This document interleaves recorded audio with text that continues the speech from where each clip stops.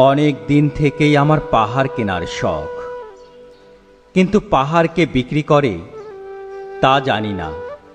যদি তার দেখা পেতাম, দামের জন্য আটকাতো না।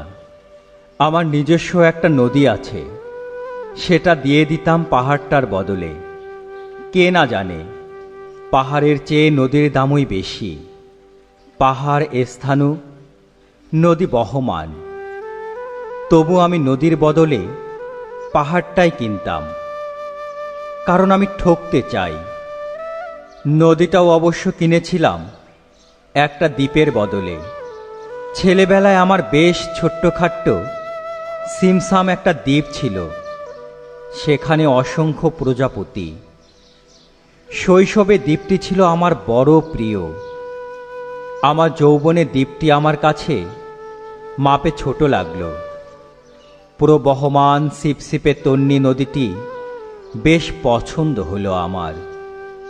বন্ধুরা বলল, ওইটুকু একটা দ্বীপের বিনিময়ে এত বড় একটা নদী পেয়েছিস, খুব জিতেছিস তো মাইরি। তখন জয়ের আনন্দে আমি বিহ্বল হতাম। তখন সত্যিই আমি ভালোবাসতাম নদীটিকে। নদী আমার অনেক প্রশ্নের উত্তর দিত, যেমন, বলতো আজ সন্ধেবেলা বৃষ্টি হবে কিনা। সে বলতো, আজ এখানে দক্ষিণ গরম হাওয়া, শুধু একটি ছোট্ট দ্বীপে বৃষ্টি, কি প্রবল বৃষ্টি, যেন একটা উৎসব। আমি সেই দ্বীপে আর যেতে পারি না। সে জানতো, সবাই জানে, শৈশবে আর ফেরা যায় না। এখন আমি একটা পাহাড় কিনতে চাই। সেই পাহাড়ের পায়ের কাছে থাকবে গহন অরণ্য। আমি সেই অরণ্য পার হয়ে যাব। তারপর শুধু রুক্ষ কঠিন পাহাড়, একেবারে চূড়ায়, মাথার খুব কাছে আকাশ, নিচে বিপুলা পৃথিবী, চরচরে তীব্র নির্জনতা। আমার কণ্ঠস্বর সেখানে কেউ শুনতে পাবে না।